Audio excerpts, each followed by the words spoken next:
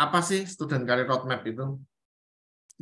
Student Career Roadmap adalah sebenarnya Student Career Roadmap itu adalah 2 hari full day. Jadi 2 hari itu dari pagi sampai malam gitu. Jadi menginap. Itu integrated workshop yang di situ membahas tentang yang pertama personality mapping. Jadi di personality mapping itu saya pengen para peserta semuanya saya suguhi dengan sekian alat uji tentang potensi dan kekuatan. Misalnya kalau berdasarkan personality plus, kalian termasuk golongan apa? Bagaimana mensikapinya, bagaimana cara menggunakannya kekuatan. Kalau menurut Disprofile bagaimana? Menurut Agile Test bagaimana? Menurut MBTI bagaimana? Menurut Multiple Intelligence Test bagaimana? Jadi sekian banyak self-test itu akan saya sajikan kepada peserta, silakan dikerjakan dan silakan kita diskusi bareng-bareng. Maka dalam tahapan post personality mapping, satu yang akan dipahami oleh seorang peserta, oleh masing-masing peserta adalah mereka itu paham mereka siapa. Unggulnya di mana? Wah, ternyata saya nggak terlalu pinter, Pak, di detail, Pak. Saya tuh orangnya kreatif. Ya nggak apa-apa. Mari kita ngobrolin profesi apa yang cocok untuk ini di bidang Anda. Misalnya, oh saya ternyata punya kelemahan di persisten, Pak. Saya tuh orangnya moody. Ya nggak apa-apa. Kita cari profesi di bidang Anda apa. Nah, jadi tahap pertama adalah mengenal diri benar-benar secara detail, tidak hanya merenung dan ngawur, enggak, tapi ada beberapa alat tes yang digunakan. Dan self-test. Kita tes sendiri-sendiri. Dan beberapa obrolan-obrolan, misalnya diskusi tentang bagaimana hobinya, apa dan sebagainya, dan profesinya cocok enggak. Itu bagian pertama. Bagian yang kedua adalah perencanaan masa kuliah. Perencanaan karir sepanjang 3-4 tahun kuliah. Ada standarnya sebenarnya. Tahun pertama sebagai junior itu bagaimana, tahun kedua bagaimana, tahun ketiga apa yang harus dikejar, dan tahun keempat bagaimana. Itu dulu buta sekali, benar-benar blank, gelap. Tapi alhamdulillah Mas Menteri sekarang sudah mulai memaksakan kampus untuk membuat sistemnya. Maka di sekitaran semester 5, semester 6, di tingkat 3, mahasiswa diharuskan untuk kuliah di sekolah, kuliah di tempat yang berbeda dari dia selama 2 tahun kuliah. Jadi ambil ilmu lain, jurusan lain, tidak di fakultasmu, tapi satu universitas.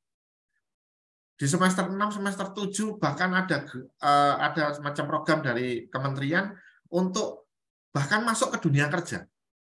Maka kurikulum Merdeka di kampus Merdeka sangat seru sekali. Walaupun saya dengar dengan beberapa obrolan dosen dan beberapa teman-teman yang ada di kampus, ya memang ribet. Tapi bagi saya ini keren banget. Maka anak kuliah 4 tahun itu 2 tahun di fakultasnya, 1 tahun di fakultas lain, dan 1 tahun di dunia kerja. Itu keren sekali. Dan dipaksa harus bisa. Kalau anak dulu, hanya anak-anak yang berpikiran maju dan anak-anak organisasi biasanya yang punya pola seperti itu. Kalau anak yang kupu-kupu, kuliah pulang, ya 4 tahun di bangkunya saja. 4 tahun belajar di apa yang dia bisa saja. Misalnya contoh yang sering dijadikan guyonan adalah kuliah fakultas kependidikan, fakultas keguruan ilmu pendidikan, FKIP, calon guru. Seorang calon guru itu ditanya, selama 4 tahun kamu kuliah, kamu berapa jam ngajar, praktek ngajar? Mereka jawab, 1 semester Pak, itu pun setengah semester nyusun dokumen, setengah semesternya ngajar, di setengah semester itu ngajar, saya paling ngajar sekitaran 2-3 kali. Bayangin saja seorang guru lulusan sarjana pendidikan dinyatakan sebagai calon guru, baru 3 kali dia ngajar. Apakah bisa dinyatakan dia sebagai layak ngajar? Lah disitulah yang kadang perlu direnungkan atas guyonan ini. Maka di kampus Merdeka dan kurikulum Merdeka ini seru sekali. Perencanaan masa kuliah penting bagi saya.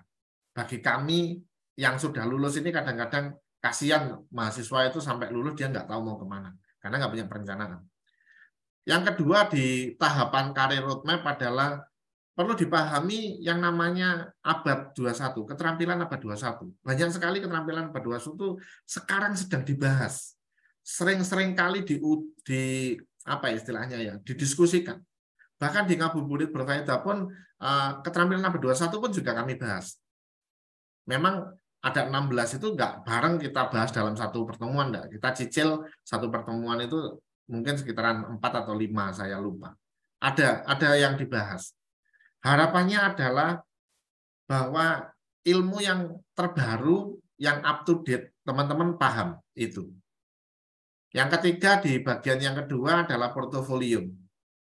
Kenapa sih kok portofolio itu penting? Portofolio 2 hari yang lalu kita bahas di Ngabuburit Berfaedah. Portofolio adalah sebuah kumpulan karya, sebuah kumpulan kemampuan, sebuah kumpulan proyek dan kumpulan ide. Sebuah portofolio kalau kita susun, kita akan tahu loh kita itu harganya berapa. Sebuah portofolio kita susun, kita akan tahu kita itu hebatnya di mana saja. Dan sebuah portofolio juga akan menghinakan kita, ternyata kita selama kuliah 4 tahun, 3 tahun, atau bertahun-tahun kita itu belajar, kita nggak punya apa-apa, nggak punya karya. Nah, itu semua akan sadar apabila portofolionya disusun. Yang keempat, mensinkronisasi antara belajar, berjejaring, dan juga menghasilkan. Itu yang kedua. Tahapan yang ketiga adalah setelah semuanya dipahami tentang siapa dirinya, sudah dipunyai rencana, sudah up to date ilmunya, maka bagian yang ketiga adalah menjual. Menjual kita, menjual diri kita kepada siapa yang mau mempekerjakan kita, entah itu klien, entah itu HRD, pemberi kerja. Maka di bagian yang ketiga ini saya diskusikan tentang magang, internship, bagaimana magang itu penting, terus bagaimana mencari pekerjaan, kaitannya dengan bagaimana resume kita itu disesuaikan dengan pekerjaan yang kita tuju. Sedikit membahas tentang entrepreneur. Dan yang ketiga, yang baru kemarin sore dibahas adalah menjadi seorang profesional. Banyak mahasiswa yang saat lulus, ini saya ngobrol dengan HRD, banyak para sarjana itu tidak bisa bekerja. Kenapa tidak bisa bekerja? Ya pengetahuan mereka itu benar-benar pengetahuan buku gitu, yang mereka tidak bisa bekerja. Maka sarjananya apa itu tidak mencerminkan dia sarjana apa. Ya memang sih banyak yang mengatakan ya kan sarjana itu kan sebuah pola pikir. Nah itu pun ternyata pola pikirnya pun nggak nyampe. Yaitu kondisi yang di lapangan yang ada seperti itu. Itu tentang student career roadmap. Ada personality mapping, ada career roadmap, dan ada personal marketing. Jadi sebenarnya kalau dirangkum dalam satu frase, satu kalimat, student career roadmap adalah tujuan, rute, perbekalan, skill set, etape, tim, dan emergency plan dikumpulkan dalam satu buku yang itu menemani teman-teman sepanjang kuliah, sepanjang belajar sekolah. Misalnya teman-teman ikut pelatihan, misalnya ikut pelatihan leadership, maka di student career roadmap itu ditulis di situ, tanggal sekian saya ikut training kepemimpinan level 1, training center yang ngadain training center A, sertifikatnya terlampir. Jadi buku mahasiswa istilahnya. Itu.